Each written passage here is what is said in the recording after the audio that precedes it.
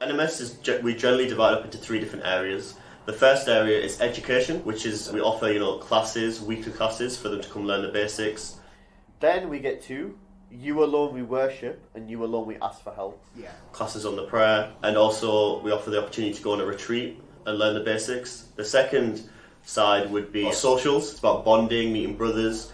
And the third side is mentoring, offering an opportunity for someone to be mentored if they have any questions or they need support. I think the New Muslim support is one of the most important projects. When someone accepts Islam, they need support and they need help. So this project is really, really important to ensure that they have the correct knowledge, the correct foundations in order to connect them with Allah. So as the head of the New Muslim support for the brother side, the main thing what I do is I arrange classes, socials and mentoring for new Muslim brothers when they accept Islam. I originally accepted Islam in 2012, and when I accepted Islam, I accepted it with the brothers from IDC. I became a new Muslim. I was very new, trying to learn the basics, and IDC supported me with classes and gatherings and really helped me. So I started to get involved with IDC and some of the projects that they do, mentoring and helping other new Muslims.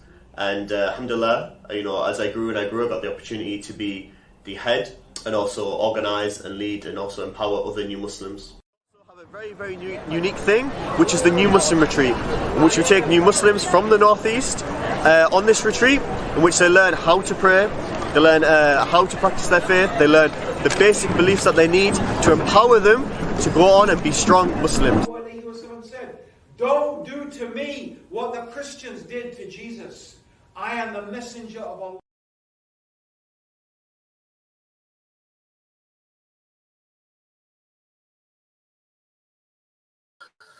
Assalamu alaikum wa rahmatullahi wa barakatuh. Welcome to Realize Your Greatness with myself, Wajid Hussain, and Taha Benjaber. Assalamu alaikum. Assalamu wa rahmatullahi wa barakatuh. Subhanallah. Can you believe it? It's our last show for Ramadan. It is. It's came to an end, unfortunately. So what we think we're going to do today is we're going to do a little recap and then finish off truly on how to change your character, but not change it as in the aspect of today you're this and tomorrow you're going to be Bill Gates or Warren Buffett. You just got to change it as in how you can pursue your passion and how you can keep up with the good habits, inshallah. Inshallah, yes, inshallah. Because we've been talking about this, and for all of our viewers as well, is do share with us how Ramadan has been for you. Because for us, it's just flown by. It feels like yesterday we were just doing our first show. We were just talking about this in the car. It's like I slept and I woke up, and today's the 28th. Subhanallah. Subhanallah. So share with us how Ramadan has been for you and how the experience has been for you. Has it been different to before? I know, in the UK we've had much shorter days than what we've had 4 or 5 years ago, but it hasn't become any easier. The challenges change and they shift in different ways. Exactly. I think what we'd like the viewers to do is to give us an insight on what kind of goals they set prior to Ramadan commencing, and then just have a little bit of a 2-minute, 3-minute reflection on looking at the goals you have set, see what you have achieved, what you haven't achieved, think about why you haven't achieved it, and let us know, inshallah. Yeah, inshallah. I think that'll be great for you to share, and also within all of that process is looking at moments of, like we discussed right at the beginning, discuss moments of achievement. Mm-hmm. And these are personal milestones, things that, I've done for myself that might not seem like a big thing in the world or in the scheme of things. But for me personally, they've been an achievement, they've been a milestone. And of course, points of gratitude, places where you felt grateful to Allah subhanahu wa ta'ala, you felt grateful where you've connected, and you felt something. And it, like I said, these can be small moments, but nonetheless milestones and points of inspiration for your own self, inshallah. I fully agree. I think, for example, it's the littlest things for me in the month of Ramadan, whether it is going for that extra prayer or reading that extra few ayats to try finish the Quran and a bit more. It's I think it's all about how you perceive you want your month to be. I think starting the month, I set myself many tasks, alhamdulillah. And I think the best way to actually accomplish something is like what we do in the retreat: write it down. You write it down, you somehow manifest it, and you crack on with it. You don't just write it down, look at it and say, yeah, I'm going to do it. You need to do something to get it done as well. Yeah, and there has to be, there has to be the effort goes into it. But as we see, when you set these things, there's an organic space that opens up. So no matter how much you plan, you will end up moving this way, that way, but it'll get you to where you need to be. And I suppose, we've asked from our viewers and our listeners, I think I'm going to share mine. So mine was my personal aim was to read the Quran in English throughout the month. Am I there? I'm 70% there. Am I going to get 100% done? I don't know. It depends if we have 29 or 30 days. You should that to the viewers. You should say yes, big push. It's 29 or 30 days. Sorry, I'm pushing. But I think that's the other thing. It's like I'm not trying to rush through it. Yeah. And that's like I was saying, organically, it shifted. So like initially I was reading it, I was like, yeah, going through. But then there were points where I'd stop and I'd really reflect on certain things. And I think also, we have the blessings of apps and things like that now, which really help us to kind of revise certain things as well. So for me, alhamdulillah, I'm aiming for it, inshallah. I know I'll get it done. I'm going to try my best to get it done in the next 2 nights, possibly, inshallah, because tonight being the 29th? Night of the 29th, yeah. Night of the 29th, subhanallah.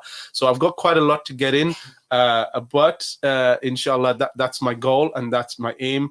But again, I think one of the things that we discussed about is like what we become, So,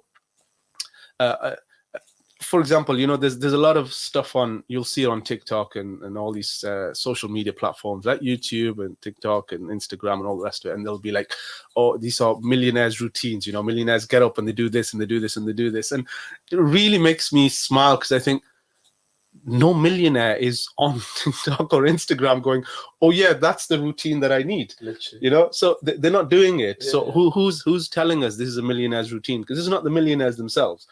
Must be the PA. So this idea of what you need to do to what you need to be. And there was a really interesting conversation I heard, like I wasn't part of it, but I heard somebody say, well, if I had Elon Musk's money, I wouldn't be working at all, right? And I thought that was such a profound statement because, and I'm not, supporting any of these people. I don't know these people. I don't know any of them, their backgrounds or anything like that. But what I'm saying is that this person's been through these experiences and they've got to the other end of it and they've decided, I'm going to carry on doing something. And the journey they've been through, they've got to where they need to be and they're there. And when we look at those things, we look at it from the mindset we've got today. And we're thinking that if we had that resource, this is what we would do today. But the mindset we have today has given us the resource we have today. Yeah.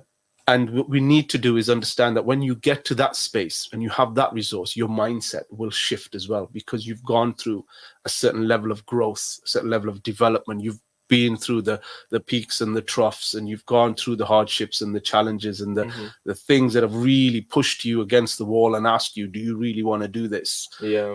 And that's when you understand, okay, this is who I am. And then at that point, very likely there's going to be something inside you that says, yeah, what's the next thing? You can never achieve your full purpose at once. So I'll give you an example. If I was to write down 4 things right now that I'd want to do by next year, and I do achieve them by next year, doesn't mean I'm just going to stop and chill.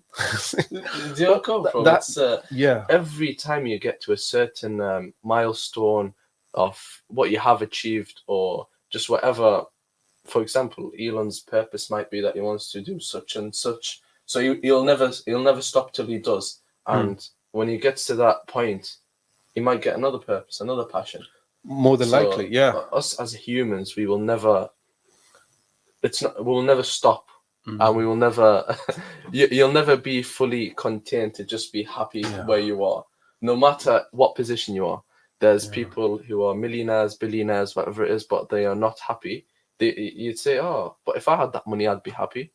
It's all very different to what they see and what you see, and I think once people realize that it's all about the character. There's a hadith of the Prophet ﷺ, that if if the children of Adam were given one mountain of gold, they would want a second one. They'd be like, where's the next one? Where's the next one? Because that's in our innate nature, is to keep striving, keep doing something, keep working and looking for something. I think it's very, like, even if you get to a certain age, you're like, oh, I'm too tired to do that, right? Which I'm kind of getting to. you're still gonna be, let me go do something else. Compromise on something else. But you'll pivot and you'll find something that still provides that meaning and that drive for you to push you to get you where you want to be. And I think it's that there's always that drive within you to get somewhere. And as long as you've got that clarity and that focus of what you want to get to, it's going to be a tough journey. It's going to be a challenging journey, but you will become the person you need to be in order to attain that. And I think that's where the challenges really start. Like we discussed last time, I was saying that, there are two problems people have with goals. One is starting them, and two is finishing them. Because it takes character and strength to start, but it takes even more to persevere and get to the end. Yeah. And whatever that end looks like might not be what you think it was at the beginning, but you get there and you realize, yes, this is something that I've achieved. Now I know where I'm going next. And sometimes you get there and you're like, it's not what I wanted. It is what I wanted. It's ready for me to get to the next step, whatever it is. But it helps you to become the person you need to be. And that strength in character is fundamental. It's fundamental to get you to that end goal. But my question would be to you and the viewers, for example, in the month of Ramadan, we control our nafs, and we control anything that may take us out the path of worshipping Allah. What would you advise the viewers on? For example, they are a human being, they're a character. How can they nurture that character to become what so that character basically would need some nurturing, some changing, so it can fit into this position here to achieve that certain goal. Yeah. So I'll give you a quick example. Go for it. So me, for example, I'd say I want to become a footballer by next year. Right. I need to change my character. I need to start hitting gym. You know what I'm going for? That's at least one of the things. Yeah, one of the things. Yeah. How can I start changing my character, adapting some things to help me reach my end goal? Yeah, it's a really profound question. And I think that there's two types of goals that we have. Ones that are unrealistic, right? So for example, am I ever going to be 6'8"? No, I'm not, right? Not without some horrendous surgery and what have you, but I'm not going to be 6'8". Do you understand? So it's an unrealistic goal in that particular case, right? Then there are realistic elements, but then the purpose of dreams is to stretch you. Do you understand? That's the whole point, that the dreams have a disconnect to reality. There's a reality, there's what reality dictates, then there are dreams. And in order to get to the dream, you need to come out your comfort zone. In order to get out your comfort zone, you have to get comfortable with the unknown elements of life, right? We stay in our comfort zones because everything's familiar. Even though things might be horrible, we're more familiar. We know how horrible it's going to be, so we can handle and manage that. Yeah. You have to kind of step out of that space into an area where you are really thinking, what am I learning? What am I becoming? And like we talked about last time as well, is, action leads to confidence and not necessarily the other way around. But what drives you is what drives you. So if you were to decide, right, like, okay, this is what I'm going to achieve in the next year, inshallah, right? You set yourself that goal. Let me rewind a little bit. So back in the 90s, when I started going to the gym, right, as you can tell, big lad like me, right? So we used to go to the gym, and there were three types of gym characters that I would box them into, right? Three types, right? There were those we used to call apes, right? Apes were just big lads. Yeah. They came, they used to push as many heavy weights as they could. They breathe, they eat, they live gym. Right, that's it, yeah. It's the whole personality. Right, so every week was about pushing themselves, personal best, and all the rest of it, right? Eating properly, breathe, like you said, lived for it, right? Yeah. Then there was the other side, which were newbies or hard gainers, right? So someone like myself, didn't matter how hard I worked out, building muscle was an issue, but building strength was kind of building it, right? Yeah. But then you have this middle kind of space, which we used to call gym rats, right? Now, gym rats are people who turn up to the gym, they walk around, they'll talk to a few people, they'll push a few light weights, but they'll never get anywhere. Like at the beginning of the year and the end of the year, they've made no progress. Right? Now, even if you've got somebody who's like a hard gainer who can't build muscle, by the end of 6 months, 12 months, you'll see their weight, their strength has gone up. What they're pushing has gone up. Yeah. Even with the apes, like they'll take 6 months off and they'll do all sorts of weird diet stuff, but they'd still get stronger, bigger, stronger. Do you understand? Yeah. Because of the consistency of the action. But the consistency of the action has to feel uncomfortable. It has to push you beyond your normal boundary in order for you to grow. And what we would see with the gym rats is they turn up week in, week out, but if nothing, they're getting worse, right? They're getting less healthier, they're getting less bigger, because they're not pushing themselves. They're not pushing weights that are making them sweat, that are causing them to be sore, that are causing growth and development and all the rest of it. And I think that's what it is. When we set ourselves these goals, we have to understand that we are going to need to push ourselves on a daily basis and remind ourselves that this is what we're striving for. And this is where you see high achievers, you know, getting up at 4 or 5 o'clock in the morning to do the training. Like you said, you know, they'll be up before any of us have woken up. You know, and I think it was Marvin Hagler. He was a boxer back in the big time, amazing boxer in the 80s. I don't know his name. No, this is back in the 80s. This was back in the 80s when I was a kid. And it was Marvin Hagler, and he came from a very poor background, and he fought his way to a world championship. One of the greats of boxing history in that sense. And just as Mike Tyson was coming in, he was kind of there, but he was a lower weight category. And he said something really profound, and I think it echoes really. So he's come from a really tough background, and he's fought his way through very tough scenarios, and he's now world champion. Now he's world champion. He's got a lot of money. Now he's got a lot of money. He's got a nice, lavish lifestyle. And he said it's hard to get up at 4 o'clock in the morning to go for a run when you're sleeping in satin sheets. Yeah. Right? So that comfort embraces you, and you get used to that comfort, and the discomfort now feels further away from you in order for you to get there. But when you're world champion, everybody wants to be where you are, right? Yeah. So they're gunning for you.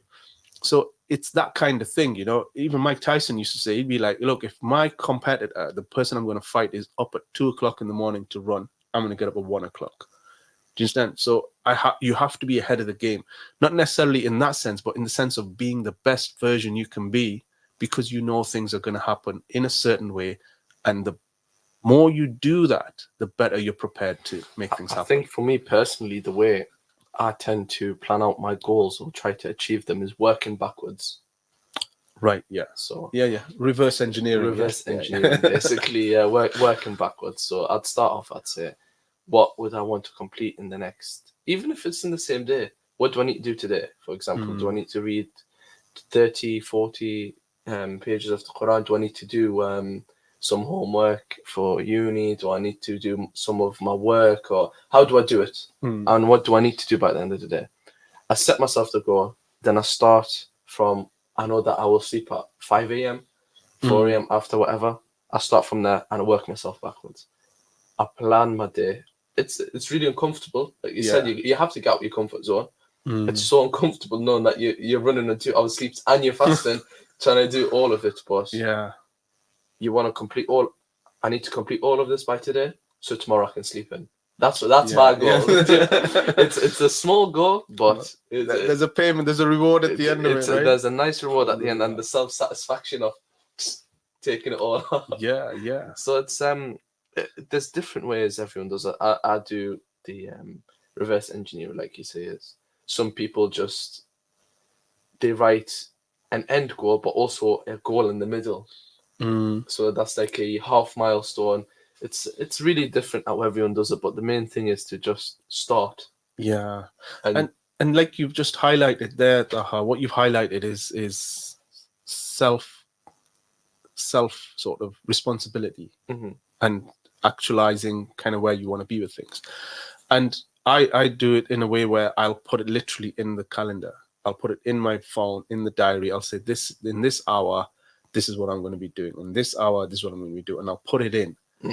And then I'll try and do it as best I can. And then rather than me constantly thinking, what am I doing next? I'm being told what to do, but I'm holding myself accountable for it. And like you said, you kind of hold yourself accountable to what you actually want to get done. And that's a very powerful process to sort of say, yep, you know what? I've put in, I'm committed.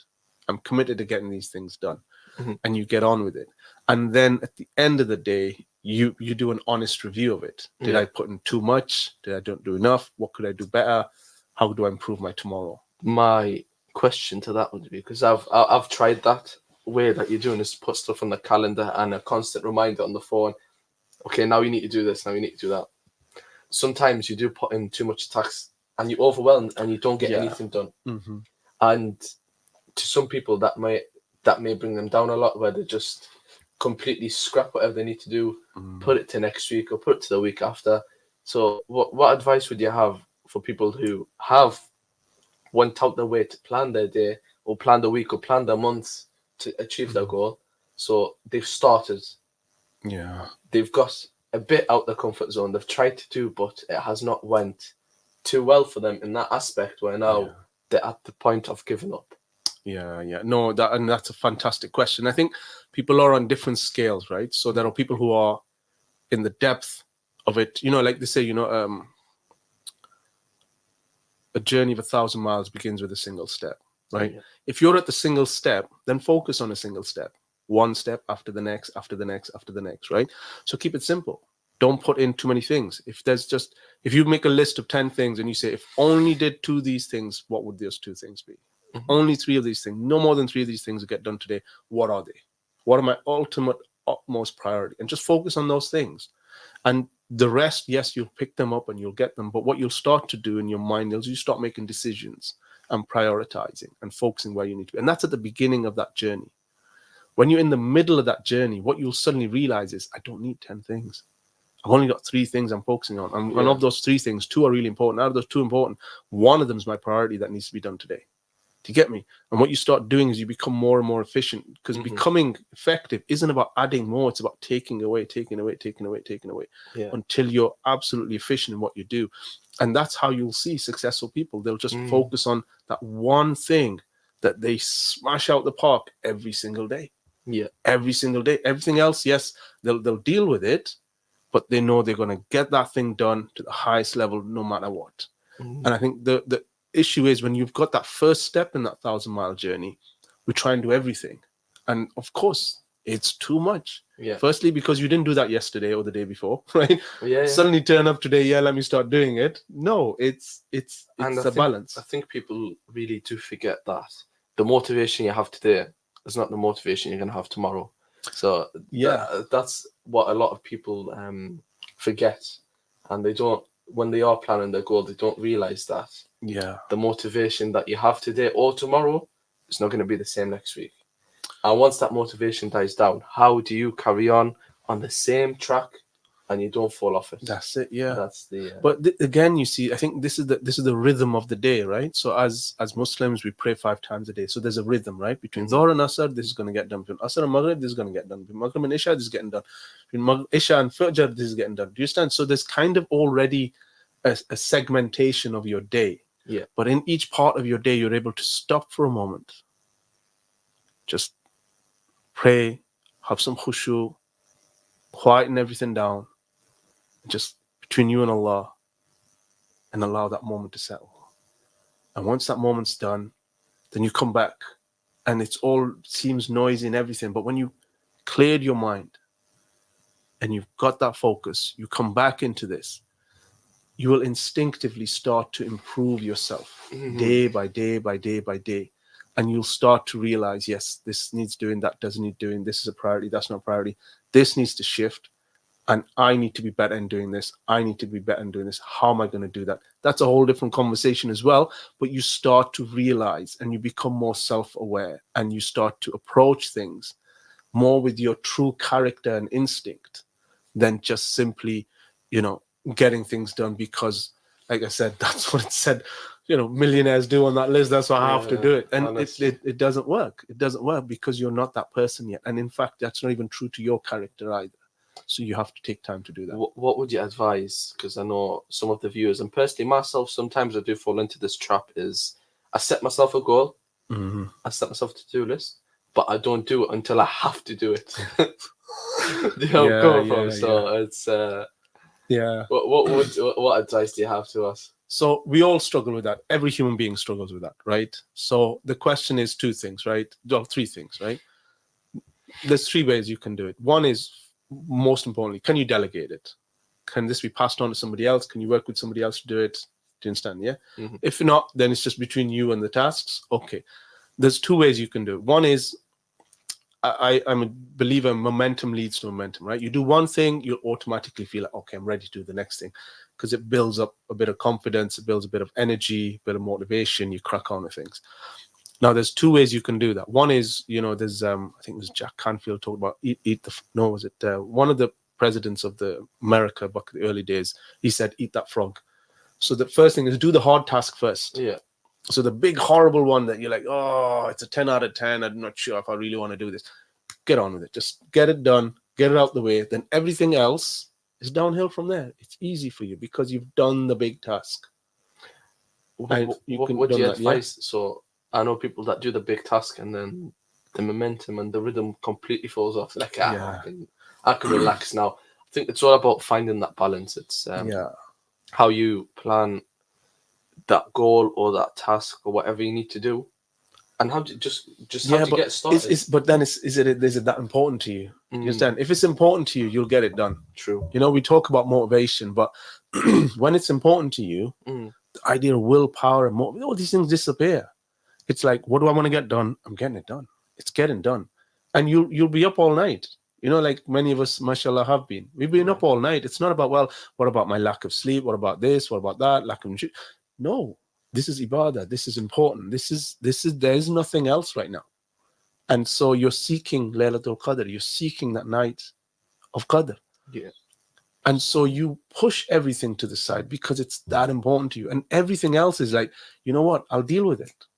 And you do. And it'll take care of itself because you've prioritized what is most important to you. Falls into its place, basically. You're right. I fully agree with you. I think that was a good example of the last 10 nights where people are going to the Tahajjud and doing that extra bit of ibadah, knowing that they have work within the next 2-3 hours, and knowing that I'm in the same spot. Yeah. I know that they will be sleep deprived, but that end goal completely wipes all the doubts and knowings that will happen. It's worth it. Completely wipes it out. SubhanAllah. Totally worth it. How can you apply the same concept to your everyday goals and your Iman goals completely out of Ramadan? Yeah. And I think that's something that we all we all go through, and the Prophet ﷺ said Iman is like a thob. You have to refresh it and renew it and revive it, and this is what we have to do. We have to constantly do this. So firstly, we'll look at what's raised us up in our Iman this month. What have we done? We've gone out to places where other people are doing the same thing, right? So there's a similar mentality. Yeah. Everybody's there to do ibadah. Everybody's there to do the worship. So you find that group of people that kind of inspire you to do it. So even if, like, I turn up and I'm like, oh, I'm so tired, I'm going to pray 4 and go home. But you get into the 4, you're like, actually, you know what? It's not 4. Then you get there and you're like, oh, actually, Witr is not that long now. Exactly. Do you understand? So because you're there, you'll get drawn into that gravity of things. It'll pull you in. Yeah. And so sit where those areas are going to draw you into getting you closer to where you want to be as an individual. I think that's how I love that example that you've done, because I think that's helped me read a lot of pages in the Quran is by going to the masjid. Putting yourself in that element where you're not going to go to the masjid, sit on TikTok or sit on Facebook or watch a film. Yeah. So getting yourself out the current vibe that you're in and putting yourself in a place where forcefully, not forcefully as in someone's going to do it for you, but your intention is you are going to read this much in the Quran and then go home to do whatever else you need to do. Yeah, because your accountability changes because you're in that space. You're sitting there and you're like, well, I could sit here and just be on social media stuff, but I kind of feel like I'm in a good space here. Actually, you know what? Even if I just listen to the Quran, even if I just listen to something that's beneficial, I'll be fine with that. And you crack on with it. And do I really want Uncle G to see me? Watching something I shouldn't be looking at? Or not that it's wrong, but it's not the best use of my time. But because you're in that space, it changes how things are, Completely. And that's where your companionship and those collective spaces are. And I think that social element is so, so important. I remember when lockdown happened and we couldn't go to Tarawih, Anas law as well. And it was so painful. Like it was, wasn't it? Yeah. It was like, oh, Like it didn't, like there was something so strange. Yeah. So strange, right? And so I think that leads to the next thing is having gratitude. You know, that you have the position, the possibility, and the opportunity to go do You know, it's something. so crazy. I don't even remember that Ramadan because we barely done anything in it. Like you're right, there was no praying at home, bro. There was nothing, and it's just, like oh. It's like a normal day at home. That was a struggle. Oh. Yeah, you were hungry during the day. Yeah. And then you prayed a bit longer, and you stayed home. Yeah, you stayed home. You prayed a little bit longer, and then you were like up the next morning, and you ate before Fajr, and then you were hungry during the day, and it just so much gone. And I think that sense of being grateful, exactly, of saying, you know, alhamdulillah, I have legs, I can walk. If nothing else, I can drive. You know, if that's the minimum, I can drive. I can ring and I say, bro, are you heading that way? Yeah, give me a lift. And I know he will. He will, mashallah, right? If he's got space in the car, he will. You will. Do you understand? Of course. Because, but that's what I'm saying. Environment, you're right. You're right, right? It's the environment. But I know there's one other thing. There's another way to do it. Like if I ring you and say, oh, can you give me a lift, bro? I know that when you pull up outside, I'm going to feel compelled to roll out into the car, exactly. no matter what state I'm in, because I've made that commitment as well. Do you know what's the funny thing? I used to struggle for going Fajr to the masjid, right? So I said, right, I've got a problem. I sleep in. How can I fix this problem and go to the masjid for Fajr? I took the keys to the masjid, so I'm forced to go because I'm not there. No one's praying. You're gonna be getting the bats and next level, bro. I took the key. This is, you're right. Get yourself into that position, and in the position where you are forced to actually do it. Yeah. There's no excuse that you can't. No, honestly, and I think environment is really what creates character. It really does. The environment creates character. We talk about our own goals and how we can change ourselves, but it's as little as that friend is negative, doesn't do anything. Cut them off. No, honestly. But yeah, be careful what you get drawn into. You know, I talked about that gravity that pulls you in. Yeah. Be careful what you get dragged into. Now, if you can support and help, then that's fine. If you can't, and it's becoming that, then create that distance. Do what you need to do, right? But you know, make dua. You know, but yeah, I think you have to do what's right for yourself. People forget nowadays that at the end of the day, you have to be selfish to yourself.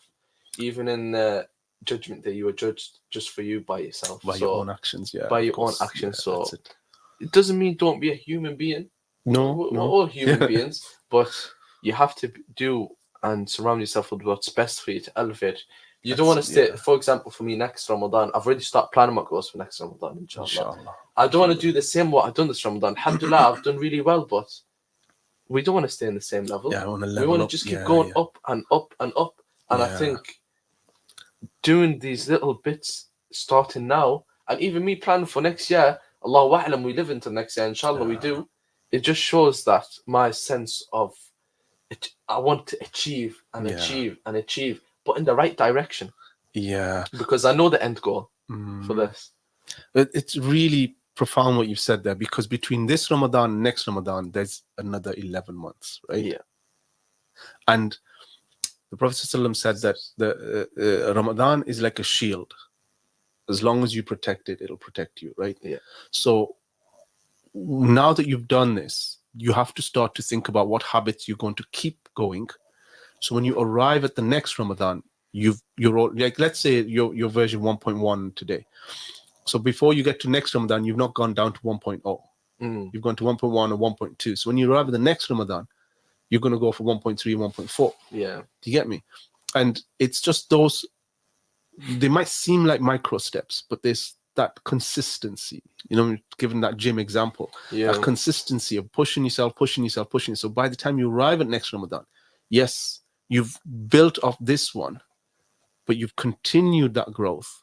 So when you arrive at the next one, like you said, the challenge can be bigger and greater, inshallah. Exactly. And you can accommodate and make it happen. Basically, what you need to do is anything that you are doing, alhamdulillah, correct, accurate, and it's helping you as a person and as a Muslim, or whatever it's helping you with, keep going at it, keep improving it, And then it's normal nature now. That's what do you do next? Yeah. So, it becomes a habit. Exactly. It just becomes a natural thing for you to do. Yeah, that becomes automatic for you to do it.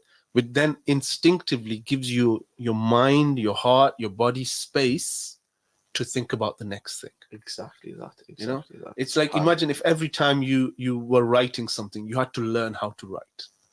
You imagine how much you'd write. You wouldn't write much at all. Yeah. But once you've written, once you know how to write, once you know how to shape words and sentences and put things together, then you don't think about that anymore as a process. All you're thinking about is, what's my idea? Or what's the thing I actually want to convey? What's the message?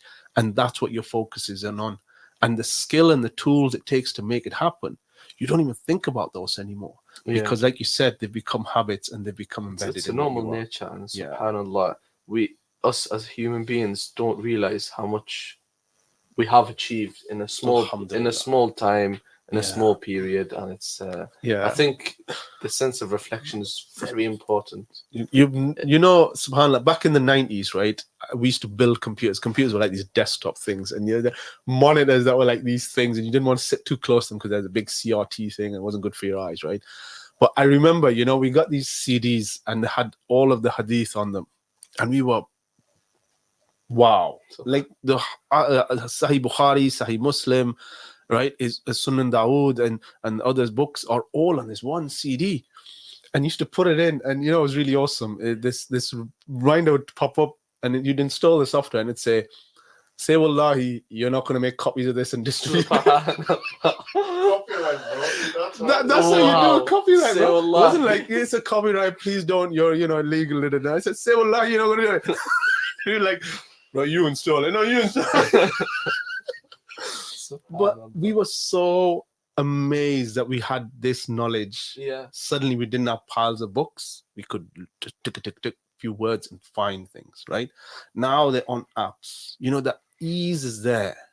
So like you said, how do you level up with that now? How do you take that tool, that skill set and that knowledge, and keep leveling up from it, and not become complacent thinking, oh, it's just there. I'll do it some other time, or I'll do it when you have to commit the time. You have to commit to making it happen and do it. And like you said, we've come a long way, from resources, from understanding, from experiences, from life, and just be able to do that. I think it's Alhamdulillah. I think we don't realize how much power we have in our hands. Alhamdulillah. For example, with the stuff we can access online. Like nowadays, you can get certificates online within 2 weeks time. That back in the day, I'm not saying back in the day as if I'm old. I'm just saying, I'm telling you that it was a bit harder. I haven't experienced it. Yeah. But back in the day, you had to go somewhere to do it. Do you understand? Like you can do, like you said, you can literally do the stuff online. You would have to off your bed. Yeah. Honestly, and it's we'll have that much resources as we need to just utilize them. Yeah. And if you want to improve on your deen aspects, you have all these beautiful mosques around, and mashallah, a beautiful Muslim community that take IDC for an example. They welcome in every single they welcome in male, females, cultures. If you're not Muslim, you're welcome in as well. And it's subhanallah, it's amazing that we have all of this that surrounds us. And for more than 20 years now, isn't it? Yeah, 20 years, 2004, 2005 it started. 2005 I got involved with IDC. MashaAllah. Yeah. When I was as soon as I was born, I don't know. IDC is really yeah. Bro, no joke. Was IDC born in March as well? No? Is it? No, it's really, subhanAllah, and like, I mean, Abu Tayyib might say, you haven't been that involved, Wajid, and he's probably right. But there have been moments when I've been involved with the organization, and the organization has stood for what it's needed to do, mashallah, because it's done amazing things for the community. And I think, again, that comes down to legacy. And just coming back to what you were saying around those things where, everything's at our fingertips, and that can be a bit overwhelming. And the first thing is to get started, but not get started on 10 different things. Start on one thing, find one thing, pin it down, start and finish it, and then choose something else. Because, we get, that shiny object syndrome, like, oh, look at that over there, and then, oh, look at that over there, and we keep distracting ourselves, but we don't complete anything. Do you understand? So we need to find something and crack on with it. If you know where you're going, you've got that clear direction, then subhanallah, you know exactly what you're going to say no to, and you know what you need to say yes to, and commit to making things happen. But yeah, it is, just get out your comfort zone. That's it. Just get out your comfort zone. You're sitting in bed, lying in bed, watching a film, watching a movie. Your goals that you wrote are not going to happen, because look where you are. You're in bed, all tucked up, and you're watching a nice film, and it's nearly iftar time. So you're not gonna. You think to yourself, realistically, I'm not gonna get anything done, because yes, you're not gonna get anything done because of where you are and what you're doing. So how do you minimize distractions around you? Because like you said, our phone has, mashallah, everything worth of knowledge, and but inshallah we'll pick this up soon. This won't be this won't be the final bit of podcasting, even though it is the end of Ramadan, doesn't mean it is the end of Taha and Wajid. So inshallah. It sounded a bit full on. No, it didn't, nothing like that. I mean, just a podcast. Just a podcast. So and I think you're right. And I think, but again, we want to thank organizations like Burger Drop, who sponsor these shows and make these things happen. And Jazakallah khair, we genuinely appreciate this, because all of this that happens, a majority of it is on a volunteer basis, and you help support and fund this, and we're grateful for that. And both Taha and I are grateful to have this opportunity to share with you in this particular way, have these honest and open conversations, and this kind of engagement that we've had has been absolutely amazing. And we genuinely, Jazakallah khair for all of you for listening, for tuning in, for your comments, and we hope that you take some benefit from our conversations, and you're able to do so. And inshallah, like Taha said, it's not the last of us. It's not.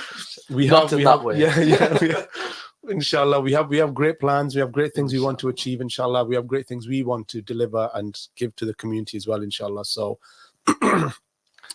Just a huge thank you to IDC for having such a platform where the likes of me, Wajid, and anyone else can come and just have that conversation. And you never know, if one person out of 1,000 takes one good thing out of it, alhamdulillah, we are happy. So, and IDC, mashallah, they are doing amazing. And like today's the night of the 29th. Get them donations, and might be Laylatul Qadr. So you never, you need to get it done. And just I think an announcement from me, if Anas doesn't mind, is we'll be hosting an Eid prayer in Kingston Park this year, inshallah. So, and that's it. Jazakallah khair, everyone. And Jazakallah khair, everyone, for tuning in. Like I said, thank you all, and keep us in your du'as. And of course, we will keep you in our du'as as well, inshallah. Donate generously. It could be the last night of Ramadan for this year. And may Allah subhanahu wa ta'ala honor you all, bless you all with iman and honor. May Allah subhanahu wa ta'ala, across the dunya, bless you all with shifa and rahmah, bless those who are unwell, and may Allah subhanahu wa ta'ala fulfill all that which you need, inshallah, that puts you in the best place in this world and in the akhirah. Assalamu alaikum.